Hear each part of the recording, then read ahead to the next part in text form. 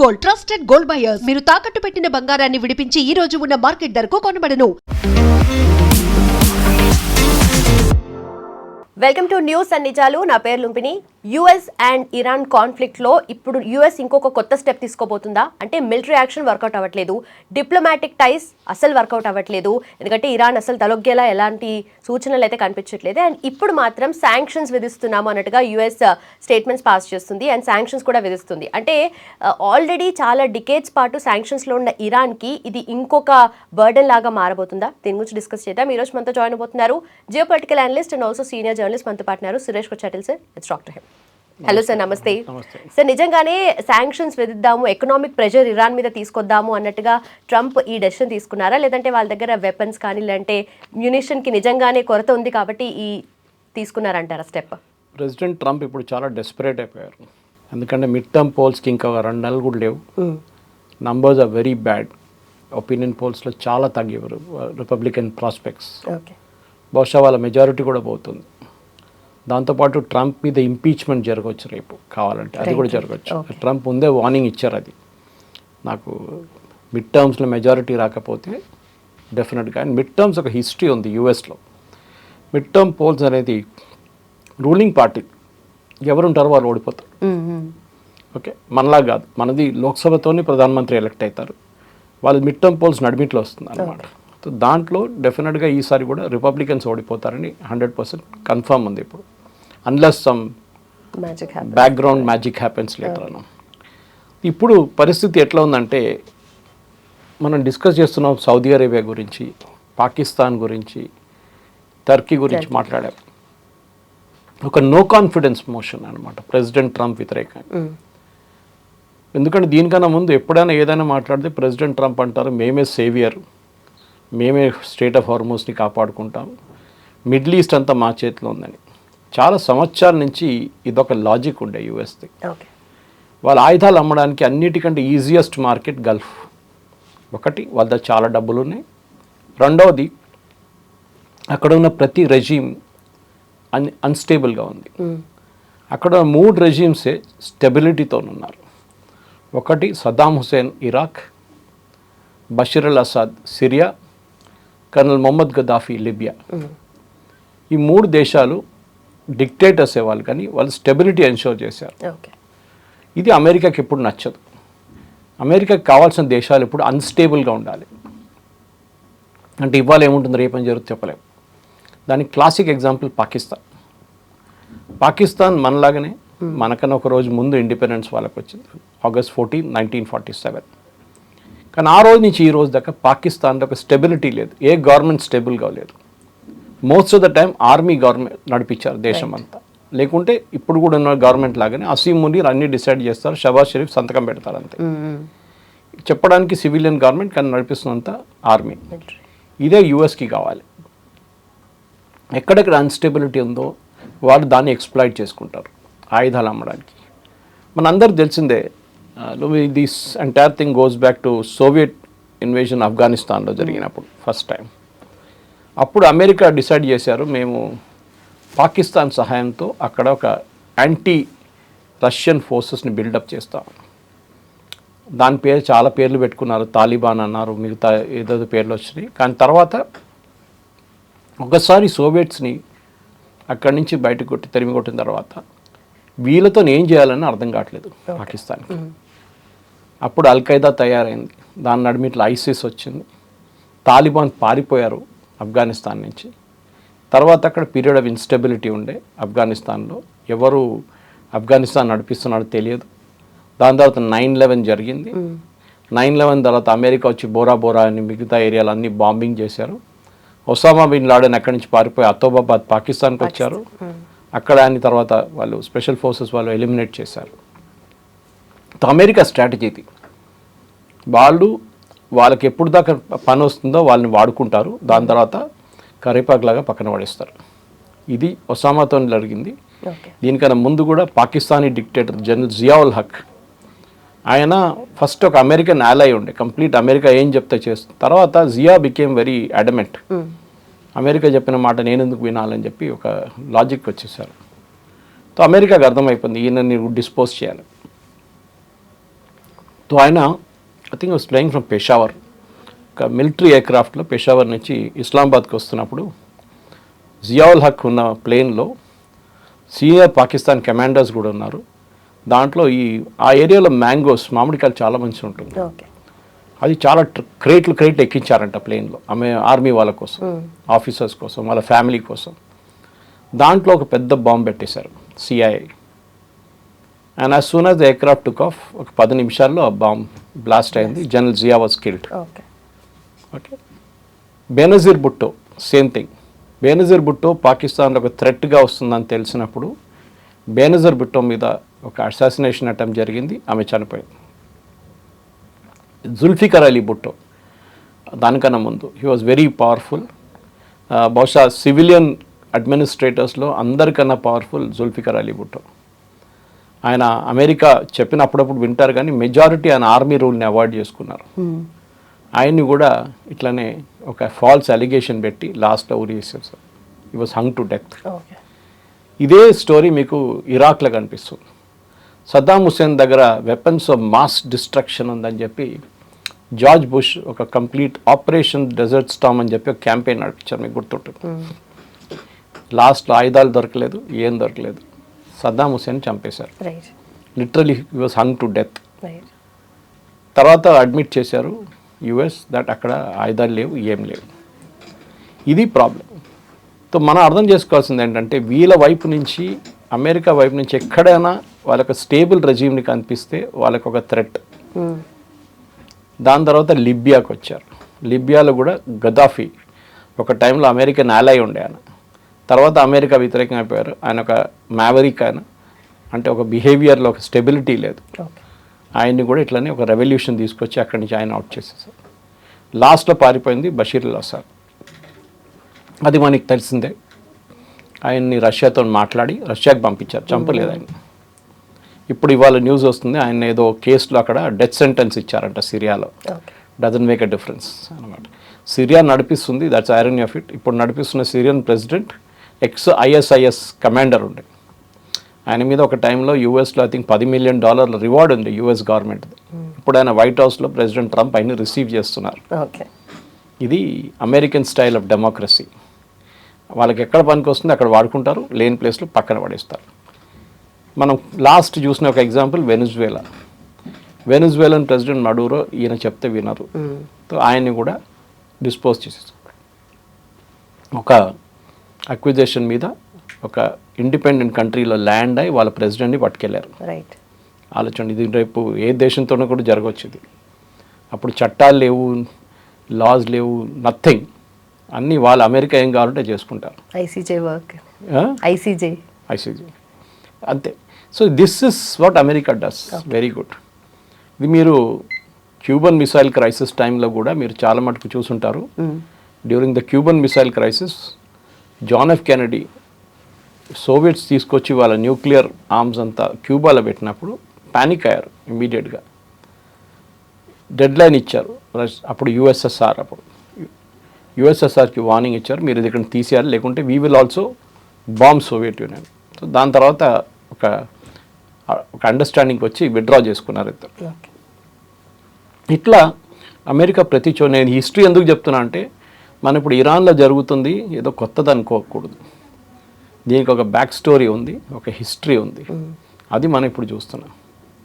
ఇప్పుడు ఈ యుద్ధం మొదలైందే మనకందరు తెలుసు. వాస్ బేసిక్లీ అక్కడ అలీ ఖమెనీ ఆయన్ని చంపాలని చెప్పి ఇజ్రాయెల్ ఒక ప్లాన్ వేసుకున్నారు. వాళ్ళకి ఇంటెలిజెన్స్ వచ్చింది. First intelligence was on Tuesday, I think it is 24th something, 4 రోజుల ముందు యాక్చువల్ అసాసినేషన్ దగ్గర. కానీ ఆ రోజు ఏదో మార్పు వచ్చింది, ఈయన మీటింగ్ క్యాన్సిల్ చేశారని చెప్పి నెక్స్ట్ 26th, దెన్ 28th. ఆ రోజు ముందే, ఒకరోజు ముందు ప్రైమ్ మినిస్టర్ నెటన్యాహు ప్రెసిడెంట్ ట్రంప్ని ఇన్ఫార్మ్ చేశారు దట్ మేము స్ట్రైక్ చేసిపోతున్నాం. టైం చెప్పలేదు. ప్రెసిడెంట్ ట్రంప్ కూడా అన్నారు మేము కూడా వస్తాం తోడు. ఎందుకంటే ఆయనకి క్రెడిట్ తీసుకోవడంలో నంబర్ 1 ప్రెసిడెంట్ ట్రంప్. సో నేను కూడా చేశానని చెప్పడానికి వెళ్ళాడు తోడు. ఇజ్రాయెల్ వాళ్ళ ఇమ్మీడియట్ ఆబ్జెక్టివ్ అచీవ్ చేసుకున్నారు. రెజ్యూమ్ చేంజ్ జరగలేదు. వాళ్ళు రిటర్న్ వచ్చేసారు. వాళ్ళు పని చూసుకుంటున్నారు. వాళ్ళు హెజ్బుల్లా మీద బాంబులు వేయడం, హమాస్ మీద వేయడం. యుఎస్ అక్కడ స్టక్ అయిపోయారు. ఇప్పుడు ఆలోచన, మీరు ఇద్దరు కలిసి వెళ్తున్నారు ఒక ట్రిప్కి, సడన్గా ఒక ఆయన విత్డ్రా చేసుకుంటే ఆ రెండో మంచి ఏమనుకుంటారు, నేను ఎక్కడ వెళ్ళాలి నాకు అర్థం కాదు, రూట్ ఎక్కడ ఉంది, రిటర్న్ ఎట్లా వెళ్ళాలి, వెహికల్ ఉందన్నదా. ఇది అమెరికా స్టేట్ ఇప్పుడు అన్నమాట. ఈ పరిస్థితి నుంచి అమెరికాని ముందుకు తీసుకెళ్ళడానికి ప్రెసిడెంట్ ట్రంప్ లాస్ట్ 4 నెలలు 5 నెలల నుంచి ట్రై చేస్తున్నారు. I think we're the 164th day. ఏ రిజల్ట్ లేదు. ఫస్ట్ అన్నారు రెజీమ్ చేంజ్ జరగలేదు, ఖమనీని చంపారు కరెక్టే. కానీ వీళ్ళేమనుకున్నారు, ఈ ఖమనీ చనిపోగానే ఇమ్మీడియట్గా రెజీమ్ పడిపోతుంది, కొత్త రెజీమ్ వస్తుంది. ఇన్ఫ్యాక్ట్ ఒక ఎక్స్ ప్రెసిడెంట్ ఉండే వాళ్ళది ఇరాన్ది, అహ్మదీనెజాద్, ఆయన్ని ఒక పాసిబుల్ ప్రెసిడెన్షియల్ క్యాండిడేట్గా కూడా వీళ్ళు రెడీగా డిక్లేర్ చేయడానికి రెడీగా ఉన్నారు యుఎస్. అదొక ఇజ్రాయేలీ ప్లాన్ ఉండే, కానీ అది ఫెయిల్ అయింది. ఏమైందంటే ఈ 28th బాంబింగ్ జరిగిన రోజు 2వ తారీఖు 2 మార్చ్కి అహ్మదీనెజాద్ని హౌస్ అరెస్ట్లో పెట్టారు ఇరాన్. చాలా సంవత్సరాల నుంచి 2-3 సంవత్సరాల నుంచి హౌస్ అరెస్ట్లో ఉన్నాడు. ఇరాన్కి ఆయన మీద డౌట్ ఉండే, ఈయన ఒక ఇజ్రాయేలీ ఏజెంట్గా తయారవుతున్నాడు, అమెరికన్ ఏజెంట్గా. హౌస్ అరెస్ట్ పెట్టారు ఆయన. Even though is ex president. ఆయన కాంపౌండ్ మీద దాడి చేశారు Israel. I think it 2 March 3 March. Interesting, ఎందుకంటే ఆయన్ని విడిపించడానికి చేశారంట. అది ఆయన సరౌండ్ చేసిన సెక్యూరిటీ గార్డ్ని చంపడానికి బాంబ్ చేశారు. అన్ఫార్చునేట్లీ ఆయన మీద కూడా ఒక షార్ప్నర్ వచ్చి పడ్డది, బాంబ్ కాదు, ఒక పెద్ద పీస్.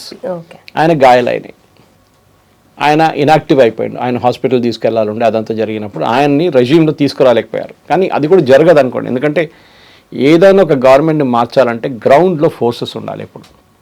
ఆ లెసన్ ఇప్పుడు యూఎస్ నేర్చుకున్నారు. ఇప్పుడు చాలా రోజులు చెప్తున్నాం, బూట్స్ ఆన్ ద గ్రౌండ్ పెడితేనే ఒక రెజ్యూమ్ మారుతుంది.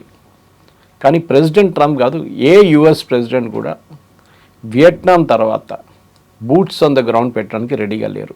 కోర్స్ ఆఫ్ఘనిస్తాన్లో పెట్టారు, 450 మంది చనిపోయారు.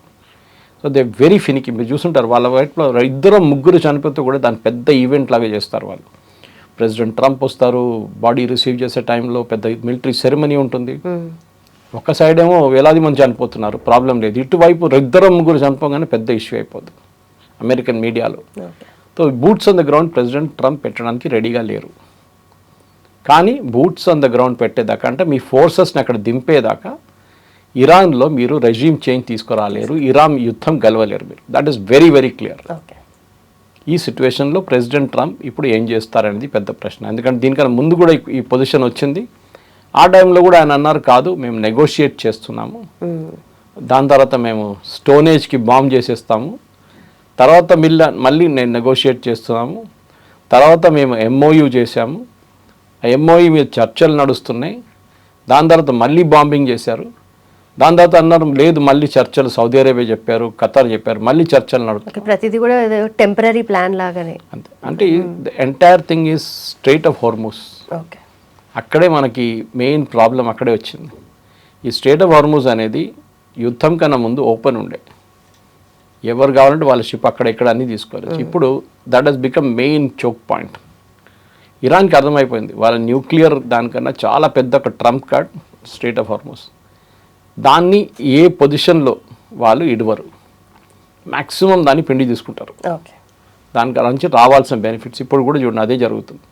ముందు వీళ్ళన్నారు మేము ఒమాన్తో మాట్లాడతాం, స్ట్రెయిట్ ఆఫ్ హార్మూజ్ ఓపెన్ చేస్తాం అన్నారు. ఇప్పుడు అంటున్నారు చర్చలంతా ఒమాన్తో ఓకే అయిపోయింది ఆల్మోస్ట్, యుఎస్ మాకు జరిగిన యుద్ధానికి ఉన్న కాంపెన్సేషన్ ఇవ్వాలి, యుఎస్ నుంచి ఇక్కడి నుంచి వెళ్ళిపోవాలి, ఇక్కడ ఉండకూడదు గల్ఫ్లో. అది కాకుండా చాలా పెద్ద డిమాండ్లు పెట్టారు, 10-15 డిమాండ్లు. అది యుఎస్ ఎప్పుడు అంగీకరించరు, 1 కాదు 2 కాదు, ఏం అంగీకరించరు వాళ్ళు. తో అక్కడ ఉంది అక్కడ ఉన్నారనమాట. సో ఈ కొత్త శాంక్షన్స్ ఏమి ఉండబోతుంది నాకు కూడా నేను చూసినప్పుడు దాంట్లో ఏం క్లారిటీ కనిపించట్లేదు. ఎందుకంటే మ్యాక్సిమం శాంక్షన్స్ ఆల్రెడీ ఉందన్నమాట వాళ్ళపై.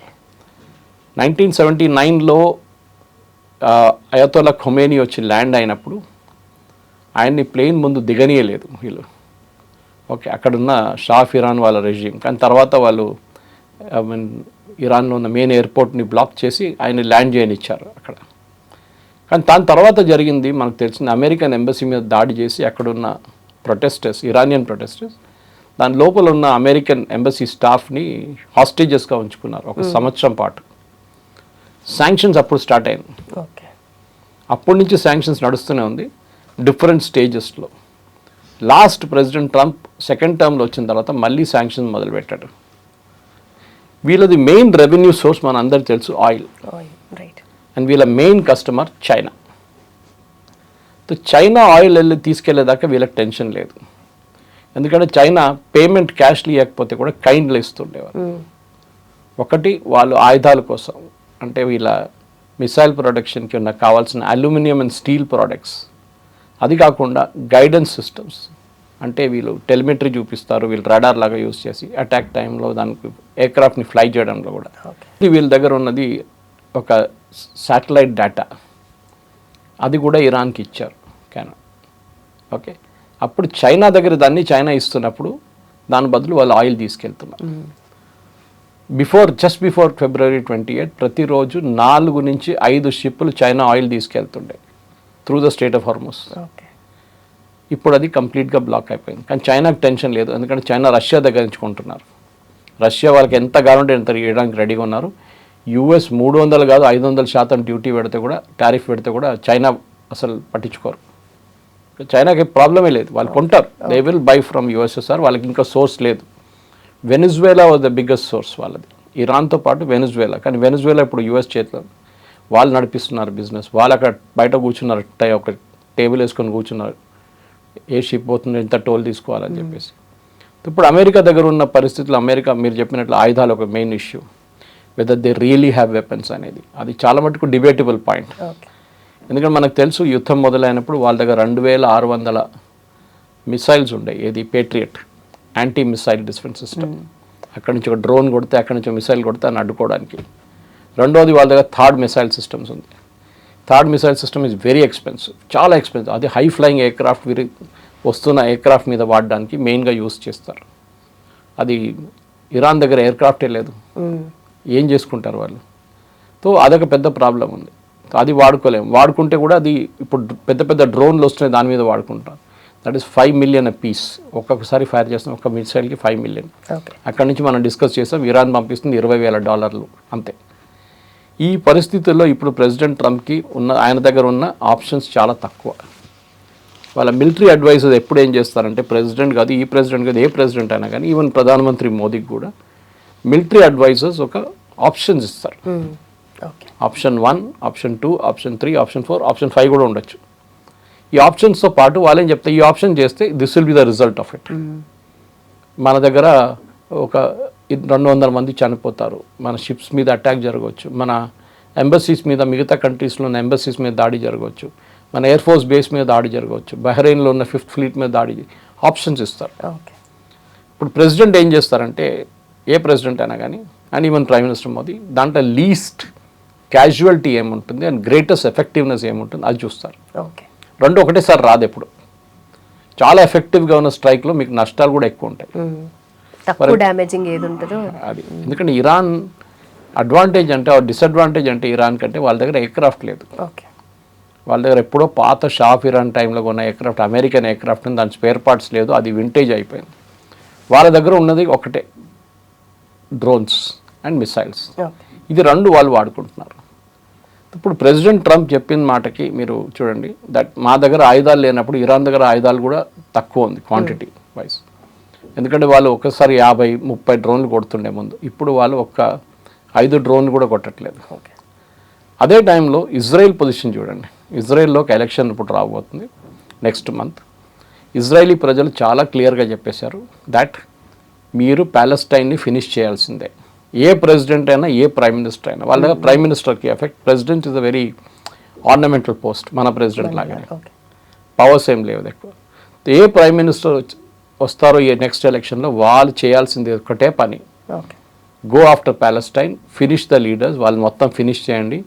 అటువైపు హెజ్బుల్లా వెళ్ళండి, హెజ్బుల్లాని ఫినిష్ చేయండి. ఇరాన్ కావాలంటే ఇరాన్ని కొట్టండి, ఫినిష్ చేయండి. ఇజ్రాయేలీ ప్రజలకు ప్రాబ్లమే లేదు. వేరే మన అమెరికాలో ఏం చూస్తున్నాం, అమెరికన్ ప్రజలు అంటున్నారు ప్రెసిడెంట్ ట్రంప్ దగ్గర, మీరు యుద్ధానికి ఎందుకు వెళ్తున్నారు, యుద్ధాన్ని నుంచి వచ్చేసేయండి. హైలీ అన్పాపులర్ వార్ అక్కడ, 77% పీపుల్ వ్యతిరేకిస్తున్నారు యుద్ధాన్ని. ఇక్కడేమో ఆపోజిట్ దాన్ని ఇజ్రాయెల్లో. ఇజ్రాయలీ ప్రజలు అంటున్నారు కాదు, you have to go after this fellows, finish them off. So అదే ప్రెసిడెంట్ ట్రంప్కి ప్రైమ్ మినిస్టర్ నెటన్యాహుకి కొంచెం డిఫరెన్స్ ఒపీనియన్ చాలా మటుకు వచ్చింది. మీరు చూసుంటారు, దీనికన్నా ముందు కొన్ని ఫోన్ కాల్స్లో ఆయన కోప్పడ్డారు. ఒకసారి SOB అని పిలిచారు నెటన్యాహుని, కానీ నెట్న్యాహు చాలా కూల్గా ఉన్నారు. ఆయన లాజిక్ ఏ ఇజ్రాయలీ ప్రైమ్ మినిస్టర్ అయినా అట్లనే మాట్లాడతారు. మా దేశం మాకు ఇంపార్టెంట్, ఓకే, మా దేశం మేము కాపాడుకుంటాం, దానికి ఏం కావాలంటే మేము చేస్తాం, మీరు ఎవ్వరి మాట మేము పట్టించుకోము, మీరు ఆయుధాలు ఇవ్వరన్నారు, no problem, we will buy from India, మీకు డిప్లొమాటిక్ సపోర్ట్ ఇస్తుంది, నో ప్రాబ్లం, నాకు అక్కర్లేదు డిప్లొమాటిక్ సపోర్ట్. ఇట్లా ప్రతిదానికి థ్రెట్ పెట్టి కూడా ఇరాన్ అట్లా అక్కడ ఎంత మొండితం చూపిస్తున్నారు, ఇక్కడ కూడా వీళ్ళు కూడా అంతే. Okay, they are also very adamant. Right right. ఈ ప్రాబ్లంలోనే లుంబిని ముందుకెళ్ళాలంటే ప్రెసిడెంట్ ట్రంప్కి ఇప్పుడున్న ఆప్షన్స్ చాలా తక్కువ. ఎందుకంటే ఇప్పుడు ఆయన ఏం చేస్తే కానీ ఆయిల్ ప్రైసెస్ నెక్స్ట్ 2 వీక్స్లో తగ్గదు, 3 వీక్స్లో తగ్గదు. ఆయన స్టేట్ ఆఫ్ హార్మోస్ నాకు వద్దు అని చెప్పి వెళ్ళిపోతే మళ్ళీ that is a defeat. Okay, ఇవాళ పొద్దున ఏం చెప్తున్నారంటే ఆయన స్టేట్ ఆఫ్ హార్మోస్ మీద ఒక డీల్ చేసుకుంటారు ఏదో ఒకటి, కానీ న్యూక్లియర్ ఇష్యూ మీద మాట్లాడుకుంటే వెళ్ళిపోతారు, న్యూక్లియర్ ఇష్యూ తర్వాత చూసుకుందామని. ఈ యుద్ధానికి రావడానికి one of the main reasons ఇప్పుడు కూడా ప్రెసిడెంట్ ట్రంప్ చెప్తుంటారు, Iran should not have a nuclear weapon. Okay, పదే పదే పదే పదే రిపీట్ చేస్తుంటారు ఆయన. కానీ ఇప్పుడు ఇరాన్ దగ్గర న్యూక్లియర్ వెపన్ ఆర్ ఎన్రిచ్మెంట్ వాళ్ళ దగ్గర ఉన్నప్పుడు ప్రెసిడెంట్ ట్రంప్ దాన్ని ఏం చేయలేకుండా వెళ్ళిపోతారు. అదే ఆయనకి చాలా పెద్దగా పొలిటికల్ డిఫీట్ కాబోతుంది. ఎందుకంటే యుద్ధం మొదలయ్యే కన్నా ముందు మనకు తెలుసు ప్రెసిడెంట్ ఒబామా సైన్ చేసిన JCPO డీల్ ఒకటి ఉండే యురేనియం గురించి. దాంట్లో చాలా మంచి కండిషన్స్ యుఎస్ తెచ్చుకున్నారు. 3.75% కన్నా ఎక్కువ మేము దాన్ని ఏం చెప్తారు యురేనియం ప్యూరిఫై చేయము, మేము రెగ్యులర్ ఇన్స్పెక్షన్స్కి రెడీగా ఉన్నాము, సర్ప్రైజ్ ఇన్స్పెక్షన్ కూడా రెడీగా ఉన్నామని చెప్పి మొత్తం వీళ్ళు ఒక అష్యూరెన్స్ ఇచ్చారు. ఓకే, ఇప్పుడు ఆ అష్యూరెన్స్ ఏమి ఉండదు దీంట్లో. ఇప్పుడున్న డీల్ అసలు డీలే రావట్లేదు. ఇప్పుడు అనిపిస్తుంది ప్రెసిడెంట్ ట్రంప్కి ఒబామా ఇచ్చిన డీల్ అదే బాగుండే, కానీ ఇప్పుడు ఇరాన్ అంగీకరించారు. ఇరాన్ చాలా మటుకు ఒక చాలా టాక్టికల్ బ్రిలియంట్ గేమ్ ఆడుతున్నారు. ఇది యూజువలీ మనం చెస్లో చూస్తాం, ఇప్పుడు టాక్టికల్గా ఆలోచిస్తాం మనం ఇక్కడ ఒక మూవ్ చేస్తే 4 మూవ్ తర్వాత ఏం జరుగుతుంది అనేది గ్రాండ్ మాస్టర్ లెవెల్లో. ఇరాన్ అదే గ్రాండ్ మాస్టర్ లెవెల్ గేమ్ ఆడుతున్నారు ఇప్పుడు. సో ఇరాన్ దగ్గర తెలుసు, ఇరాన్కి ఒక చాలా క్లియర్ ఒక మునుగుతున్న మనిషి, ఐఎమ్ గోయింగ్ టు సింక్ అని తెలుసు వాళ్ళకి, కానీ తొగుడు వాని కూడా గుంజి తీసుకెళ్తాను నేను అని ఒక యాటిట్యూడ్ అది. ఓకే, దానికి ఫస్ట్ స్టెప్గా ఇరాన్ వాళ్ళ నేబర్స్ మీద అటాక్ చేశారు. మనకు తెలిసింది స్టార్టింగ్ నుంచి Bahrain, Kuwait, Iraq, Saudi Arabia, UAE, even Oman, ఇక్కడ జార్డన్ కూడా అటువైపు. సో ఎందుకంటే వాళ్ళకి తెలిసిపోయింది, మనం అంటాం ఎప్పుడు you can change your friends but you can't change your neighbours. మీ నేబర్స్ మీ దగ్గర ఉంటారు, వాళ్ళతో మీరు ఉండాల్సిందే, కాంప్రమైజ్ చేస్తారో ఏం చేస్తారు. కానీ ఇరాన్ వాళ్ళ నేబర్స్ మీద దాడి చేశారు. అది యుద్ధంలో ఫస్ట్ టెనెట్ వైలేట్ చేశారు వాళ్ళు, కానీ వాళ్ళకి తెలుసు ఎందుకు చేస్తున్నారండి. ఓకే, వాళ్ళకి తెలుసు ఏదో ఒక రోజు US ఇక్కడి నుంచి వెళ్ళిపోతారు, వాళ్ళకి ఏదో ఒక రోజు వాళ్ళు డబ్బులు ఇవ్వడం బంద్ చేసేస్తారు గల్ఫ్ స్టేట్స్, లేకుంటే వాళ్ళు ఫెడప్ అయి మేము ఇక్కడ ఉండము, మేము డిగో గార్సియా ఉంది అక్కడ పెట్టుకుంటాము, ఇక్కడ బ్రిటన్ ఉంది బ్రిటన్లో పెట్టుకుంటాం ఎయిర్క్రాఫ్ట్, లేకుంటే ఆఫ్రికాలో ఎక్కడైనా పెట్టుకుంటాం, మీ దగ్గర ఉండం, మేము గల్ఫ్లో మేము వెళ్ళిపోతున్నాం ఇక్కడి నుంచి, మాకు అక్కర్లేదు, ఆయుధాలు అమ్ముకుంటాం కానీ we will not give protection. ఆ యాటిట్యూడ్కి వచ్చేసారు ట్రంప్ ఇప్పుడు. దానికోసమే Saudi Arabia, Pakistan and Turkey, ఇప్పుడు ఈజిప్ట్ రాబోతున్నారు, ఒక ఇస్లామిక్ నేటో తయారు చేస్తున్నారు. వాళ్ళకి తెలిసిపోయింది అమెరికన్ పవర్ చాలా మట్టుకు లాస్ట్ ఒక 6 నెలల్లో really nose diving American pressure. వాళ్ళు ఏం చేయలేకపోతున్నారు. ప్రెసిడెంట్ ట్రంప్ పదే పదే పదే పదే చెప్తూనే ఉంటారు, మేము గెలిచేసాం, we won the war, okay it's all over, రేపు పొద్దున సంతకం పెట్టబోతున్నాం మేము. బట్ ఇక్కడ వార్ గెలవడం అంటే ఏంటి? ఇప్పుడు వాళ్ళ మెయిన్ అంబిషన్ అయినా న్యూక్లియర్ ఏదైతే పవర్ ప్లాంట్స్ కానీ ప్రాజెక్ట్స్ కానీ ఉన్నాయో దాన్ని ఆపడమా, లేదంటే రెజిమ్ చేంజా, లేదంటే నిజంగానే స్టేట్ ఆఫ్ హార్మోస్ డీలా? ఓవరాల్గా విక్టరీ అంటే ఏది కన్సిడర్ చేస్తుంది ఇప్పుడు యుఎస్కి విక్టరీ అనేది ఇప్పుడు వాళ్ళకి విక్టరీ లేదు ఇప్పుడు. ఎందుకంటే least available option, best available option చూసుకుంటున్నారు. ఓకే, బెస్ట్ అవైలబుల్ ఆప్షన్ ఏంటి? జస్ట్ వెళ్ళిపోవడం అంతే. దాంతో ఏమవుతుంది, ఇరాన్కి ఒక ఎక్స్ట్రా పవర్ చవన్ ప్రైస్ తిన్నట్లు అయిపోతుంది, బూస్ట్ తాగినట్లు అయిపోతుంది ఇరాన్కి. అది వీళ్ళు అమెరికా ఇస్తే, పవర్ ఇస్తే వాళ్ళు గల్ఫ్ స్టేట్స్ మీద వాడుకుంటారు. దానికోసం ఈ tie up Saudi Arabia, Pakistan, Egypt, Qatar, Turkey, they are very clear. లేదు మేము ఉండి శాంక్షన్స్ పెట్టి ఇరాన్ని డెస్ట్రాయ్ చేస్తామంటే దెన్ మీరు నెక్స్ట్ ఇయర్ దాకా అక్కడే ఉండాలి. ఓకే, మీరు స్ట్రేట్ ఆఫ్ హార్మోస్ అని మర్చిపోవాలి. అక్కడ సౌదీ అరేబియా బాబల్ మందబ్ కూడా మర్చిపోవాలి, హుతీల దగ్గర నుంచి ప్రాబ్లం. ఒక స్టేల్మేట్ అయి ఆయిల్ ఎప్పుడు 80-88 ఆ రేంజ్లోనే ఉంటుంది. మీరు అది రెడీగా ఉన్నారంటే you can continue. Okay. President ట్రంప్కి ఏంటి, ఈ మిడ్ టర్మ్ పోల్స్ అయిన తర్వాత ఆయన ఏమైనా చేయడానికి రెడీగా ఉన్నారు, దానికన్నా ముందు భయపడుతున్నారు. కానీ ఇప్పుడు ఆయన తెలిసిపోయింది that we cannot do anything. అంటే మొన్న కూడా మీరు చూసుంటారు, ఇవాళ పొద్దున వాషింగ్టన్ పోస్ట్ ఒక రిపోర్ట్ వచ్చింది, ప్రెసిడెంట్ ట్రంప్ ఎయిర్క్రాఫ్ట్ చేంజ్ చేశారని రైట్, టర్కీలో నేటో సమ్మిట్కి వెళ్ళినప్పుడు. ఎందుకు చేశారు? That's very clear that they was a threat from Iran. ఆ థ్రెట్ ఫస్ట్ ఇజ్రాయెల్ డిటెక్ట్ చేశారు, ఇజ్రాయెల్ ఇంటెలిజెన్స్ అది అమెరికాకి ఇచ్చారు, అమెరికా దాన్ని డబుల్ చెక్ చేసి కన్ఫర్మ్ చేసి టర్కీ నుంచి ఫ్లై చేస్తున్నప్పుడు, అంకారా నుంచి ఫ్లై చేస్తున్నప్పుడు హీ డింట్ యూజ్ ఈ ఖత్తర్ వాళ్ళు ఇచ్చిన ఒక కొత్త ఎయిర్క్రాఫ్ట్ ఉంది 747, అది వాడలేదు. అది ఇంకా security wise it is still not complete, air force 1. So పాత ఎయిర్ ఫోర్స్ 1లో ఆయన ట్రంప్ ఎక్కారు. కానీ ఇప్పుడు న్యూస్ వస్తుంది ఏంటంటే ఇక్కడి నుంచి ఎక్కి బ్యాక్ ఎంట్రన్స్ నుంచి, బ్యాక్ ఎగ్జిట్ నుంచి వచ్చి ఒక కేటరింగ్ ట్రక్ ఉంటుంది, మనం చూస్తుంటాం ఎయిర్క్రాఫ్ట్ ఎక్కే ముందు వీళ్ళు అటు సైడ్ నుంచి, మన ప్యాసింజర్ సైడ్ నుంచి ఎక్కుతున్నారు, అదర్ సైడ్ నుంచి వీళ్ళు ఫుడ్ లోడ్ చేస్తూనే ఉంటారు. ఈ ప్రెసిడెంట్ ట్రంప్ కేసులో అది బ్యాక్ సైడ్కి తీసుకెళ్ళారు, రేర్ సైడ్కి తీసుకెళ్ళి అక్కడ ఆయన దాంట్లో ఎక్కించి ఆయన కింద దింపి పక్కన ఒక మిలిటరీ ఎయిర్క్రాఫ్ట్ ఉంటే చిన్న దాంట్లో ఎక్కించేసుకున్నారు. ఆ స్టోరీ ఇప్పుడు బయటకు వచ్చింది and today they have not denied it. So brilliant reporting. I think మన దగ్గర ఉన్న న్యూస్ పేపర్స్ నేర్చుకోవాల్సింది వీళ్ళ దగ్గర నుంచి. ఇన్వెస్టిగేటివ్ రిపోర్ట్ అంటే గవర్నమెంట్ కూడా దాన్ని తప్పు అని చెప్పట్లేదు, అంత బాగా చేశారు. And the gentlemen who did the reporting వాళ్ళ పొద్దున హీ వాజ్ ఆన్ CNN. ఆయన అదే అంటారు, నాకు ఇన్ఫర్మేషన్ ఫస్ట్ వచ్చిన నేను కూడా నాకు డౌట్ వచ్చింది, ఇంత పెద్ద స్కూప్ నాకు ఎట్లా వచ్చింది. తర్వాత అది మొత్తం కనెక్ట్ ద డాట్స్ చెక్ చేసుకుంటే పోతే కరెక్ట్ స్టోరీ వచ్చింది. సో ప్రెసిడెంట్ ట్రంప్ కూడా తెలిసిపోయింది ఏంటంటే ఇరాన్ ఆయన వెంటబడి ఉన్నారు. ఆయన ఇవాళ ప్రెసిడెంట్గా ఉంటారు, ఆయనకు సీక్రెట్ సర్వీస్ ప్రొటెక్షన్ ఉంటుంది. ఆయన ఆఫీస్ డెమిట్ చేసిన తర్వాత ఇంకా 2 సంవత్సరాల తర్వాత అప్పుడు కూడా ఆయనకు ప్రొటెక్షన్ ఉంటుంది. ఆల్ US ప్రెసిడెంట్స్కి ప్రొటెక్షన్ ఉంటుంది, వాళ్ళ ఫ్యామిలీ కూడా ఉంటుంది. కానీ స్కేల్ తగ్గిపోతుంది. ఏదో ఒక రోజు నన్ను కొడతారు వీళ్ళు అని చెప్పి ఇరాన్ నా మీద పగ తీర్చుకుంటారు అని చెప్పి. అట్ ద సేమ్ టైం ఈ అగ్రెషన్, ఇరానియన్ అగ్రెషన్ మీరు నెటన్యాహు వ్యతిరేకంగా కనిపించలేదు మీకు. Right right. 2 నెలల నుంచి ఇరాన్ ఒక్క మిసైల్ కూడా ఇజ్రాయెల్ మీద కొట్టలేదు కూడా ఇప్పుడు. ఎందుకు? వాళ్ళకి తెలుసు ఇజ్రాయెల్ని ఇన్వాల్వ్ చేస్తే అది ఇంకో గేమ్ అయిపోతుంది.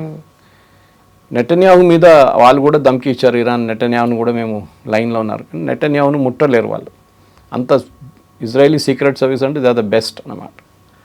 ఇప్పుడున్న పరిస్థితుల్లో ప్రెసిడెంట్ ట్రంప్ ఉన్న 2-3 ఆప్షన్స్లో ఒకటి, as I describe before, strait of హార్మోస్ని క్లోజ్గా ఉంచుకొని ఇరాన్ మీద శాంక్షన్స్ పెట్టడం. కొత్త శాంక్షన్స్ ఏం పెడతారు? అదొక పెద్ద క్వశ్చన్. ఏంటి కొత్త శాంక్షన్? ఆల్రెడీ అన్ని శాంక్షన్స్ ఉన్నాయి వాళ్ళ మీద. బ్యాంకింగ్ ట్రాన్సాక్షన్ చేయలేరు, ఆయిల్ అమ్మలేరు, ఓకే, సరుకులు తెచ్చుకోలేరు, వాళ్ళ బయట బ్యాంక్లో ఉన్న డబ్బుల్ని ఇప్పుడు కూడా ఫ్రీజ్ చేసి పెట్టారు, ఆల్మోస్ట్ $200 బిలియన్. ఇది ఏం చేయలేకపోతే ఇరాన్ ఏం చేస్తారు మళ్ళీ? అమెరికా క్యాల్కులేషన్ ఏంటంటే కర్గ్ ఐలాండ్ ఒకసారి ఫుల్ అయిపోతే ఆయిల్ ఫ్లో రివర్స్ అవుతుంది, మళ్ళీ అది ఆయిల్ వెల్ వెళ్ళి పడిపోతుంది, వెల్ డెస్ట్రాయ్ అయిపోతుంది. అది ముందు కూడా ఒక డౌట్ ఉండే, కానీ అది జరగలేదు ఇప్పుడు దాకా. రెండవది, అక్కడున్న రెజీమ్ దగ్గర డబ్బులు లేదు, అక్కడున్న రెవల్యూషనరీ గార్డ్ కానీ మిగతా వాళ్ళకి ఇవ్వాల్సిన డబ్బులు లేవు. సో వాళ్ళు ఒక రెబెలియన్ స్టార్ట్ చేసి వాళ్ళ గవర్నమెంట్ని కొట్టుపడేస్తారు. అదొక డౌట్ కూడా వీళ్ళకు ఉంది. కానీ ఇదన్నీ జరగాలంటే ప్రెసిడెంట్ ట్రంప్కి టైం కావాలి, అండ్ ఆయన దగ్గర ఇప్పుడు లేనిది time. He has to finish immediately. And Iran ఒక వెయిటింగ్ గేమ్ ఆడుతున్నారు. సరే, no problem, next year we will negotiate, no problem. వాళ్ళకి టైం అంతా ఉంది వాళ్ళ దగ్గర లేనిది డబ్బులు. అది ఎట్లనో వాళ్ళు అడ్జస్ట్ చేసుకుంటున్నారు. నాకు కూడా చాలా ఆశ్చర్యంగా ఉంది, ఎందుకంటే ఇంకా ఏదైనా దేశం అయితే ఇప్పుడు దాకా they would have given up, surrender చేసేస్తుండే. ఇరాన్ సరెండర్ చేయట్లేదు. అంటే వాళ్ళకి ఇంకా ఎక్కడి నుంచైనా డబ్బులు వస్తుందా? బహుశా ఉండొచ్చు, కానీ ఆ డబ్బులు ఖర్చు పెట్టడానికి, ఏమైనా తెచ్చుకోవడానికి వాళ్ళ దగ్గర రూట్ లేదు. ఉన్నది ఇదే రూట్, ఓకే, అది బందరాబాస్కి వస్తుంది, వాళ్ళ అన్నిటికంటే పెద్ద పోర్ట్. దాన్ని బాంబ్ చేశారు US కంప్లీట్గా. కానీ ఒక షిప్ కూడా లోపలికి రావట్లేదు. వాళ్ళకి కావాల్సిన బియ్యం ఎక్కడి నుంచి వస్తుంది, గోధుమలు ఎక్కడి నుంచి వస్తుంది, వెజిటబుల్స్ ఎక్కడి నుంచి వస్తుంది, నాన్ వెజ్ ఎక్కడి నుంచి వస్తుంది, గాడ్ నోస్. ఒకటే ల్యాండ్ రూట్ తజికిస్తాన్ నుంచి ఉంది, పాకిస్తాన్ నుంచి ఉంది. పాకిస్తాన్ నుంచి ట్రక్స్ వస్తూనే ఉంటే అది డైలీ బేసిస్ అది. కానీ అదొక పెద్ద దేశాన్ని మొత్తం వాళ్ళని ఏం చెప్తారు, వాళ్ళకి డైలీ ఫుడ్ పెట్టాలంటే it's a big challenge. So ఇప్పుడున్న ఇరానియన్ పరిస్థితుల్లో చాలా మటుకు ఇరాన్కి తెలుసు మేము ఇంకా 2-3 నెలలు కూడా టిల్ డిసెంబర్ మేము ఇట్లనే ఉంటే అప్పుడు అమెరికా లిటరలీ అక్కడ అన్ని పక్కన పెట్టేసి క్రిస్మస్ కన్నా ముందు వాళ్ళ ఇంటికి వెళ్ళిపోతారు. ఓకే. కానీ అది జరగాలంటే ప్రెసిడెంట్ ట్రంప్కి ఇప్పుడున్న పరిస్థితుల్లో he has to show results. ఇప్పుడు రిజల్ట్స్ చూపించడానికి ఆయన దగ్గర ఏం లేదు, ఎందుకంటే ఇరాన్లో బాంబ్ చేయడానికి కూడా ఏం లేదు. ఇప్పుడు ఓకే. గాజా లాగా అయిపోయింది. ఇంకా ఎక్కువ బాంబ్ చేస్తే వాళ్ళ ప్రజల మీద బాంబ్ చేయాల్సి వస్తుంది. That will back fire. Okay, అది ఇజ్రాయెల్ చేస్తారు గాజాలో, ఈవెన్ బేరూట్లో చేస్తారు. ఇజ్రాయెల్కి ఏ ప్రాబ్లం లేదు, ఎవడేమన్నా అన్నని. మేము కావాల్సిన వాడు ఒక్క టెర్రరిస్ట్ కూడా ఒక బిల్డింగ్ లోపల ఎంటర్ అయితే ప్రెసిడెంట్ ట్రంప్ చెప్పారు ఒకసారి మొత్తం బిల్డింగ్ కొట్టాలనా అని అడిగారు. Yes, okay. ఇజ్రాయెల్ అదే, దాంతోపాటు 30 మంది చనిపోతారు. సో వాట్, మాకు ఆ టెర్రరిస్ట్ కావాలండే. ఇది మీన్ యొక్క ఇజ్రాయలీ యాటిట్యూడ్. అమెరికన్ యాటిట్యూడ్ అది కాదు. ఇది కొట్టాలనా వద్దా ఇట్లా ఈ గోస్ బ్యాక్ అండ్ ఫోర్త్ అప్పుడు దాకా టార్గెటెడ్ డిసపియర్ అయిపోతారు. ఓకే. ఓకే. ఇది ఇప్పుడు జరుగుతుంది. ఇది సొల్యూషన్ లేదు. ఏం సొల్యూషన్ వస్తుందో మనకు తెలియదు. ఏది ఉంటే కానీ ప్రెసిడెంట్ ట్రంప్ ఈగో అన్నిటికంటే పెద్ద ప్రాబ్లం. ఆ ఈగో సాటిస్ఫై చేయాలంటే మీరే గెలిచారు అని చెప్పి ఇరాన్ వచ్చి ఒక ఫ్లవర్ బొకే ఇచ్చి వాళ్ళు థ్యాంక్ యూ వెరీ మచ్ అంటే వాళ్ళు వెళ్ళిపోతారు. కానీ అది ఇరాన్ చేయరు. ఒక ట్వీట్ వేసి క్లోజ్ చేస్తారు. కానీ ఇరాన్ చేయరు. అది ఇరాన్ తెలుసు. They want embarrass Trump okay అన్నమాట. Right sir. సో ఫైనలీ ఇప్పుడు ఇరాన్ గెలిచిందా అంటే అక్కడ వచ్చే అపోజిషన్ ని విత్స్టాండ్ చేసుకుంటుందా లేదా అన్నది పక్కన పెడితే ఇప్పుడు యూఎస్ కి టైం లేదు కాబట్టి ఈ మిడ్ టర్మ్ ఎలక్షన్ లోపు కొంచెం బ్యాక్ స్టెప్ వేసే ఛాన్సెస్ అయితే ఎక్కువ కనిపిస్తున్నాయి. కానీ చేయరు. ఈగో ప్రాబ్లం అయిపోతుంది. ఎందుకంటే అక్కడ డెమోక్రాట్ వాళ్ళు అంటారు ప్రెసిడెంట్ ఒబామాని తిట్టారు, ఎస్ఓబి అని పిలిచారు, అది చేశారు. సో వాట్, ఇప్పుడు మీరు చేసే ఏ డీల్ అయినా కానీ యురేనియం లేదు, ఏం లేదు, మళ్ళీ మీరు యుద్ధానికి ఎందుకు వెళ్ళారు, why did you get into the war, ఆ క్వశ్చన్ అడుగుతున్నారు అందరూ అన్నమాట. ఆ పరిస్థితిలో ఉన్నారు ఇప్పుడు. Thank you so much. Thank you very much.